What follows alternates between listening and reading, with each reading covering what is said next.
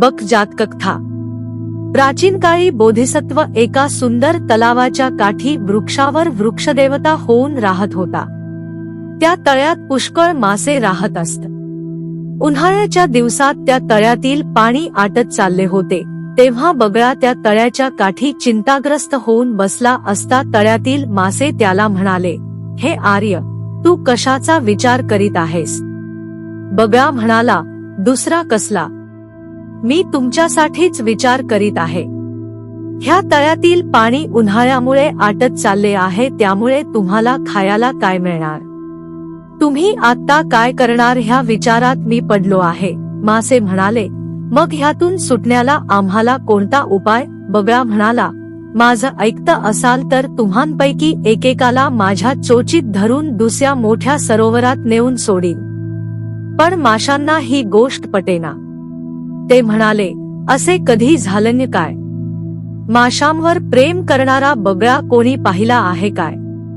आपल्याला एकेकाला लांब नेऊन मारून खाण्याचा तुझा हेतू असला पाहिजे। बगळा म्हणाला, माशांना बगळे मारून खातात हे खरे, परंतु विश्वासघात करण्यासारखे पातक मी कसे करणार? माझ्यावर तुम्ही विश्वास ठेवून तरी पहा। दुसरा उत्तम तलाव नाही असे जर तुम्हाला वाटत असेल तर तुमच्यापैकी एकाने माझ्यासोबत चला, मी तो तुम्हाला तलाव दाखवतो, मग तर तुमची खात्री पटेल।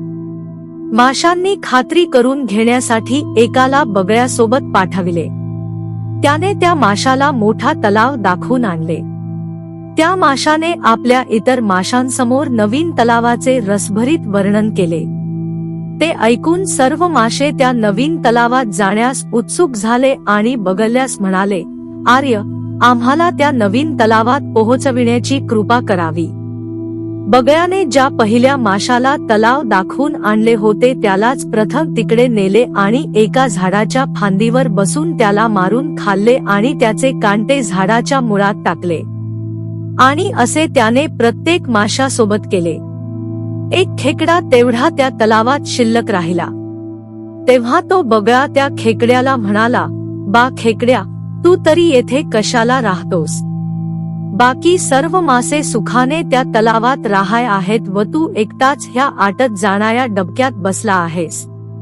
तेव्हा चल माझ्या बरोबर, मी तुला त्या सुंदर तलावात नेऊन सोडतो। खेकड्याने विचार केला की ह्याने माशांना नेऊन मारून खाल्ले की जिवंत सोडले हे कोणी सांगावे, पण ह्याच्या बरोबर जाऊन त्यांची स्थिती काय झाली हे पाहण्यास काय हरकत आहे?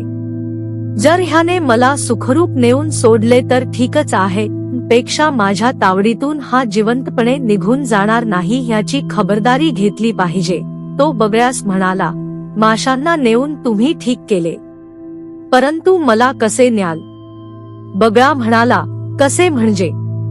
चोचीत धरून। खेकडा म्हणाला, एकतर तुमच्या चोचीत मी मावणार नाही व दुसरे असे की मी गुळगुळीत असून घट्ट आहे, तेव्हा तुम्हाला मला नीट पकडता येणार नाही। पण माझे हे आंकडे फार सुदृढ आहेत। ह्यांनी जर मी आपल्या मानेला धरून लोंबकळत राहिलो तर खाली पडण्याची भीती नाही आणि त्या योगे तुम्ही मला सुरक्षितपणे तिकडे घेऊन जाल। बगळ्याला ही गोष्ट पसंत पडली। खेकड्याला आपल्या मानेत लटकावून तो तलावाजवळ गेला व त्याला ते तलाव दाखवून नेहमीप्रमाणे आपल्या नेहमीच्या झाडाजवळ वळला। तेव्हा खेकडा म्हणाला, तलाव तर त्या बाजूला राहिले आणि तुम्ही मला येथे कोठे नेता? बगळा रागावून म्हणाला, तू माझ्या गळ्यावर लटकून फिरत आहेस, मला तू तुझा नोकर समजतोस काय? इकडे ह्या माशांच्या काट्यांचा केवढा ढीग पडला आहे।